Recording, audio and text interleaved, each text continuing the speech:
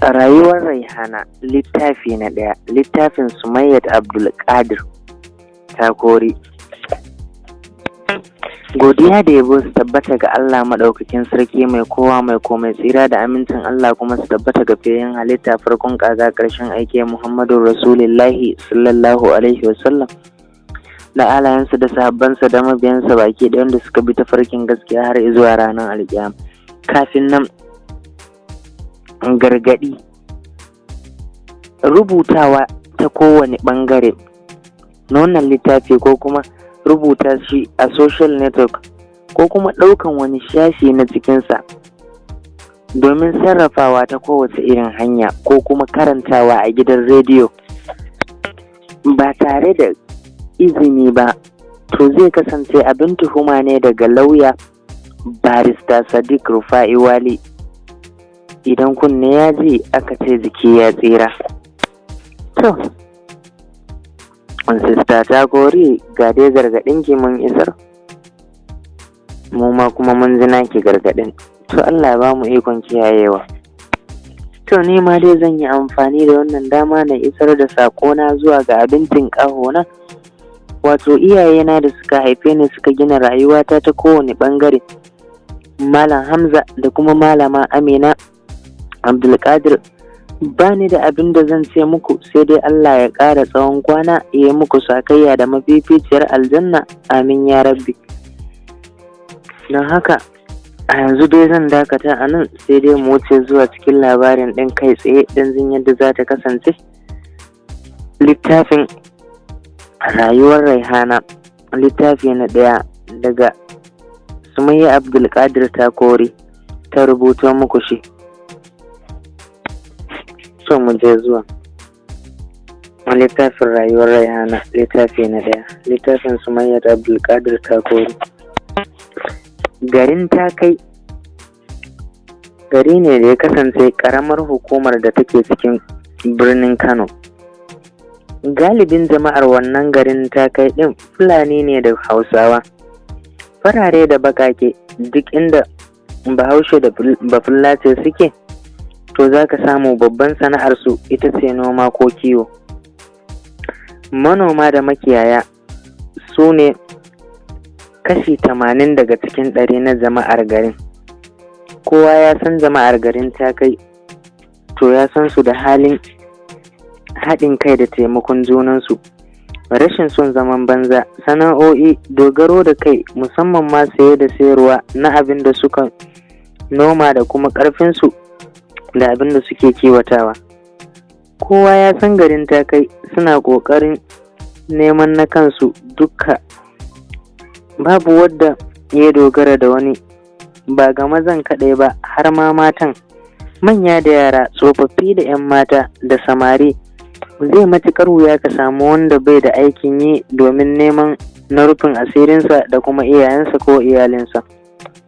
Kasuwar Takai tana ci ne ranar Talata, don haka ne kasance kamar kowace Talata Malam Rashidu yana nan a bakin kasuwa yana baza hajarsa kwano-kwano cike da dankalin Hausa da sweet potato.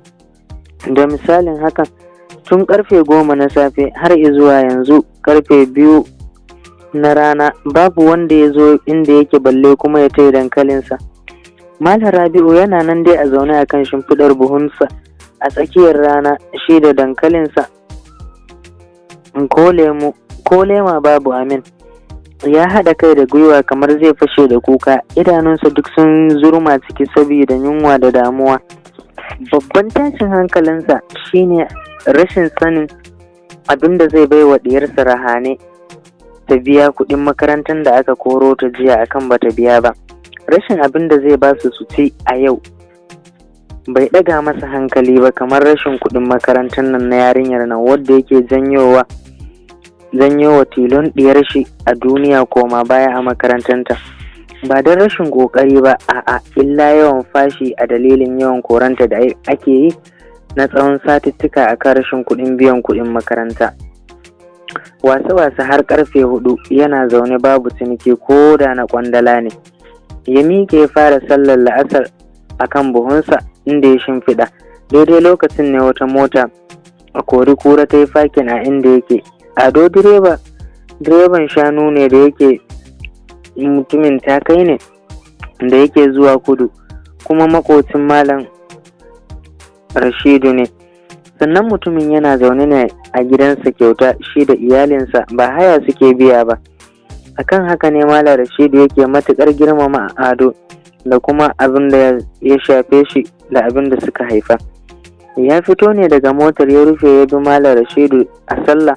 Bayan da suka idar da sallah ne suka shafa ya dubi himilin nan nasa da ya daɗe gaban malam Rashidu ya ce, kamar dankalin naka baya karewa. Malam Rashidu daga cikin jimami ya ce, ya za a yi, yanayin kasuwan kenan, sai godiyar Allah.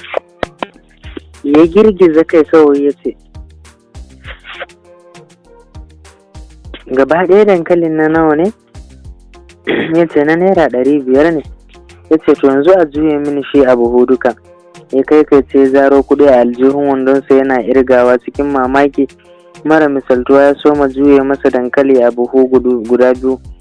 Ya ɗaure bakin buhun nan sosai, ya kinkima ya sa masa a bayan motarsa a kori kuransa.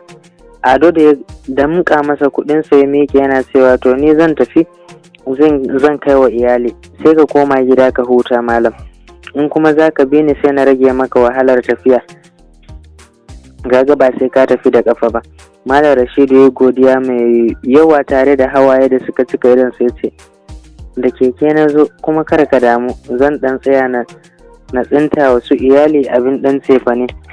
Ado ya kunna a kori kuransa mai masifaffiyar ƙara yana yi wa malam, ya damu da malam Rashidu tare da ce masa, sai mun haɗu. Wannan godiya haka malam Rashidu, ai ba kyauta na baka ba, kayanka na saya. Malam Rashidu ya dafa murfin motar nan ya ce, duk da haka ka taimake ni Ado, Allah ya biya ka, ya duba gabanka da bayanka. Ado ce, amin malam. Ya ja motarsa mai hayaƙi mai haya gaga, babu wani abu, ga buyagin karfe da salansa ya tafi. Malam Rashidu ya soma naɗa shimfiɗarsa, ya tattara shirginsa da butarsa na alwala ya ɗora a gaban kekensa, ya sanya su tsakanin hannayensa, ya ja kekensa a hankali yake tafiya daga bakin kasuwa. Sai da ya gaba sosai sannan ya tsaya ya ɗan nemi gero rabin kwano, dawa rabin tiya, masara ma rabin tiya ɗaya, ita kuwa masara tiya ɗaya ya saya.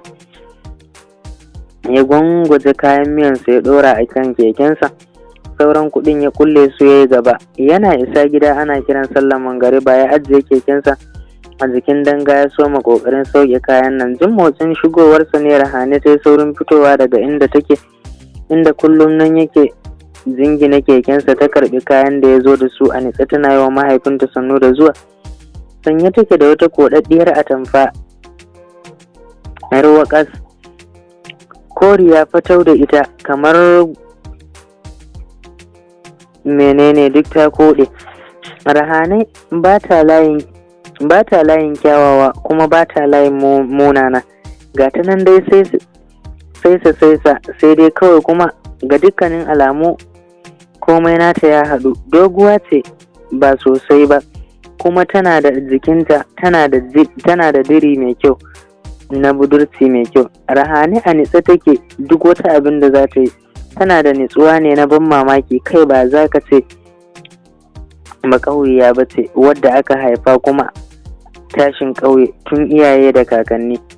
Komai nata a sanye take yin sa, yanayin nitsuwarta da rashin kuzarinta wannan halitta ce kawai ta Ubangiji da ya mata haka. Amma yara sa'o'inta a ƙauyensu tsammani suke iya yi ne kawai da yauƙi da yangarta da kuma kaɗi firinta. To ita dai a zahirin gaskiya rashin kuzarin Rahane ba shi da nasaba da yanga ko kuma iya yi, hasali ma dai bata san su ba ita a tashinta. Amma dai har ma da rashin samun abinci mai ɗauke da sinadarin calcium and protein da kuma vitamin da mineral, sai kawai carbohydrate kadai. Asalin Malam Rashidu kuma mutumin garin Tsangaya ne, wani ƙauye ne da yake ƙarƙashin ƙaramar hukumar Albasu. Almajiranci ne ya zo ya kawo shi ta kai, to kuma a nan ne Allah ya yi abincinsa yake, domin yana karatun allo yana dako a kasuwar ta kai, har ta kai ga ya kammala abin da yake yi, ya samu yana ɗan sana'an irin abubuwan nan na daban-daban ta fannin kayan abincin ƙauye masu sauƙin farashi, yana aunawa yana sayarwa a kasuwa irin su gurjiya, gyaɗa, yalo, albasa da dai sauran ire-irensu. A nan ne Allah ya haɗa shi da Yalwati, bafulatanar ta kai ce ya aure ta, ya kama musu gidan haya, gidan ƙasa mai ɗaki 2 don iyayenta sun ce ba za su yarda ya tafi da ita a tsangaya ba. Don haka bayan auren shi da Yalwati, Rahane ya je tsangaya ya ɗauko mahaifiyar shi da ta rage mishi ita kaɗai iya Balki a duniya, don mahaifin shi ya daɗe da rasuwa. Ya ba ta ɗaki ɗaya, shi kuma da Yalwati suna ɗaki ɗaya. Gida dai ko rijiya babu, ko wuta babu, ba ruwa ba wuta, sai dai kawai a ajiye toka-toka a ɗebo, babu ko da daɓin siminti, zagaye kawai yake da danga, babu masai sai rami. A haka da kansa ya yi masa haramar ƙofa da azara. A nan ne kuma suke wanka, suke laluransu na rayuwa. Yalwati yarinya ce mai hankali da nutsuwa, don haka zaman amana suke yi ita da surukarta iya Balki. Iya ba ta da sa ido, ba ta shiga shirgin da ba nata ba, don haka ne suke jin daɗin zama da ita. Sannan kuma ba a kwance take ba, da yake da sauran ƙarfinta, tana ɗan sai da kayan miya da sauransu, kuka, karkashi, busasshiyar kuɓewa, daddawa, farin mage, gishiri, manja da man kuli, barkono, citta, tafarnuwa da dai sauransu, tana rufawa ɗanta da kanta asiri. Ita ma Yalwati surfe take tun ana biyanta, don haka ne in Malam Rashidu ya samo wani abu katsokan sai su ce a zuba musu a soro don tarar bukatarsa na bazata. Su kuma kullum sai dai su yi abinci daga aljihunsu ita da iya. Yalwati ma tana kiwon tumaki da kaji da zabbi da sauran abubuwa, da kuma agwagin kwakwa da kunkuru, kuma Allah ne ya sanya wa abin albarka a ciki, kullum ƙara yawa suke yi. Idan tana da buƙatar abin da za ta yi sai ta raba za ta yi ita da iya, ba sai ma ta ɗauki ɗaya ta sayar ba, sai dai surfa a kansu asiri da mijinta da surukarta. Ba ƙaramin so Malam Rashidu yake yi wa Yalwati ba, domin abokiyar rufin asirinsa ce, ba ta taɓa ɗaga masa hankali, ba ta taɓa ɗaga masa harshe ba tun da ya aure ta. Haka kuma suna zaune lafiya ne da mahaifiyarsa har Allah ya bata suke ta haifi ya mace mai matuƙar kama da ita, sai dai ko fuskanta bata gani ba. Mai yanke ƙauna ta yanke ƙauna. Mutuwar Yalwati ta wujijjiga Malam Rashidu yanda mutum ba zai taɓa zato ba. Ya daina wanka, ya daina walwala, ya daina shiga jama'a, ya daina zuwa kasuwa ko kuma ya ci wani abu, yana kwana ne da yunwa duk gaba ɗaya. Hatta jam'i ma da yake zuwa ya daina, makota a kofar gida ya daina zuwa wurinsu, shi kaɗai yake sallarsa a ɗakin su da Yalwati. Wannan ne ya ɗaga hankalin mahaifiyarsa da abokanansa matuƙa. Bai taɓa cewa a bashi jaririyan nan ya gani ba, don a ganinsa ita ce ta yi silar raba shi da mahaifiyar shi da matarsa, rabuwar shi da matarsa mai tsananin sansa. Don haka mahaifiyar shi da masu ƙaunarsa suka dukufa mishi addu'a. Ita iya ne kawai take mishi ruwan rubutu ya dangana, aka rubuce mishi alkur'ani yana sha. Don haka a hankali ya soma warwarewa, ya fara dawowa kan harkokinsa, amma ba kamar da ba. Iya Balki ta ci gaba da renon jaririyar nan, wadda ta mayar mata da sunan mahaifiyarta Raihana na asali, wato Raihana ake kiranta da Rahane. Dangin Yalwati sun zo karɓar Rahane su riƙe a wurinsu, amma iya ta ce san ba zai yiwu ba, da ranta ba za a yi haka ba, sai dai in bayan ranta za a raba Rashidu da yar Yalwati. Da taimakon madarar shanu da kuma fresh milk da waken suya, kunu da koko, Rahane ta rayu a wajen kakarta. Idan da abin da iya Balki take so a duniya bai wuce Rahane ba. A hankali Rahane ke rikidewa, tana komawa mahaifiyarta Yalwati sak. Kamannin nan nata, ɗabi'unta, halayyarta, haka rayuwarsu ke gangarawa a hankali. Rahane na girma na ratsa ta, ba ta da kuramniya sam. Mata muryarta sai ka rantse da Allah na mahaifiyarta, muryanta sanye gare ta, amma fa wasan dandali baya wuce ta, ko ba za ta shiga ba to ba za ta bar wurin ba, sai a yi gaɗa da ita da sana'o'inta. Za ta zauna a gefe ta kunna a ci bulbul ɗinta, ta sa farantin dafaffen kwan zabonta da take sayarwa kofar gidansu tana sayarwa, wanda iya ke dafa mata kullum da yamma. In ta sayar ta zuba kudin a asusunta, don zabbin gidan duka nata ne, su suke yin kwai ta ɗiba cikin kasonta na gadon mahaifiyarta. Lokacin da Rahane ta isa shiga makaranta, lokaci ne da ya zo wa Rahane da ƙarin hankali. Nan ta lura mahaifinta bai damu da ita bane, sai kuma ita kuma ta dage wajen kyautata masa da yi mishi hidima, gyaran ɗakinsa, wankin kayansa da duk wani abu masu amfani da wadda ya dotti duk za ta gyara masa, ta zuba mishi ruwan wanka, ruwan alwala da buta da sauransu. Har kekensa tana wanke masa, sannan kuma kullum idan ya dawo gida da gudu take karyo shi da karɓo duk abin da ya zo da shi. Haka za ta yi ta mishi hidima, ta mishi shimfiɗar sallar magariba. Haka kuwa tun baya kula ta, har ya gane wata yalwati ce Allah ya bashi a matsayin diya.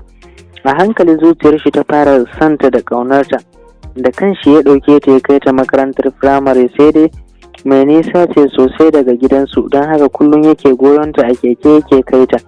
Idan sun tashi zai biyo ƙawayenta su dawo, don lokacin yana kasuwa. Makarantar tana karɓar naira 550 ne duk bayan wata 3 daga kowane ɗalibi. Haka yake kullum yana kukutawa yana biya, in bai bayar ba za a koro ta kwashi kwanaki a gida kamin ya samu ya biya. Duk lokacin da iya Balki ta gama tsufa ainun ba ta sana'ar komai, tun mutuwar Yalwati shekara 9 kenan. Amma Rashidu ya ƙi yin aure, ba don komai ba sai don cewa ya san ba zai samu mai hali irin na Yalwati da nagartanta ba. Hakan ne ma ya sa iya Balki ta fasa haƙura, ba ta takura masa ba akan yin aure. Yana ta ba ta uzuri ne da dama, don haka ta yi haƙuri ba tare da yin shawara da shi ba. Nan take daga baya ta nema mishi auren Zinaru, ƙanwan Yalwati. Uwa ɗaya uba ɗaya suke. Ta nema mishi aurenta, ya mutu. Bayan da ta mutu, mahaifinsu tana da yara 4 tare da tsohon mijinta wadda ya mutu. Shekaran Zinaru 2 tare da Malam Rashidu. Da tara masa da bala'i ba za ta zauna ba, don talauci ya ishe shi. Ba haka ta saba a gidan tsohon mijinta ba. Nan dole sai da ya sauwaƙe mata tun da sauran mutunci. Ya koma roƙon iya da ta yi wa Allah ta kyale shi da auren kowace irin mace ne ba zai iya ba. Sannan ba kowace mace ce za ta iya zama da shi a talaucinsa irin Yalwati ba. Ta bar shi ne kawai ya reni diyar da ya samu daga gare ta, shine abin da yake so kadai. Ya inganta rayuwarta, ya yi mata tarbiyya, kana in ta girma ya aurar da ita in ta kai munzalin hakan. Wannan ne kadai burinsa a rayuwa. Bayan wannan ba shi da wani sauran buri a duniya, sai kawai na gama da duniya lafiya da cikawa da imani. Iya ta yi kuka ba kaɗan ba, ta share hawaye da haɓar zaninta saboda ta tuno da Yalwati da tijaran da Zinaru ta yi mata. Allah ɗaya gari bambam, kama da wane ba ta wane. Ita wai dama ta haɗa auren nan da Zinaru ne saboda tunanin da ta yi za ta yi hali irin na Yalwati, ta rungumi ɗiyar 'yar uwanta. To ita Zinaru ma na tsawon shekaru 2 da ta yi a gidan nan, ba wai ba ta da mai son ta bane. A zaman da ta yi a gidan ma kuma ta mai da Rahane baiwa ne kawai. Suna je suna gani, ba su isa su yi magana ba saboda tsoron bala'inta. Don haka rabuwarsu da ita sai suka je su saka yau. Tun daga wannan lokaci Rashidu da mahaifiyarsa ba su ƙara yin zancen yin aure ba. Kula da rayuwar Rahane kaɗai suka sa a gabansu da tarbiyyanta. Lokacin shekarun Rahane 11 ne a duniya. Ta gama primary school ɗinta aji 5. Wata irin shakuwa ne ya shiga tsakanin Rahane da kakanta, tamkar uwa da ɗanta. Iya Balki na faɗa sosai, kuma ba ta ɗaukar wargi. Duk wadda ya taɓa mata Rahane, ko yaya take da iyayensa, to za ta ɗau mataki, ba ta kyalewa. A wannan ne yasa idan samari suka aiko irin Rahane, ba ta barin su, taɓarya take ɗauka ta kore su. In ka tsaya kuwa wallahi sai dai ta rusa ma a kai ko a baya. Wannan ne yasa duk samarin suke tsoron Rahane, suke shakkarta. Babu mai taranta da zancen banza irin na sa'o'inta, don sun san karon da iyayensu za su yi ba za su iya faɗa da iya Bilki ba. Don haka Rahane kuwa ba ta da wani saurayi, amma sa'o'inta da yawa har an ba da su, wasu kuma an sa musu rana. Iya takan ce da Rahane, ki rabu da shashashin nan samarun nan, karatu za ki yi kawai.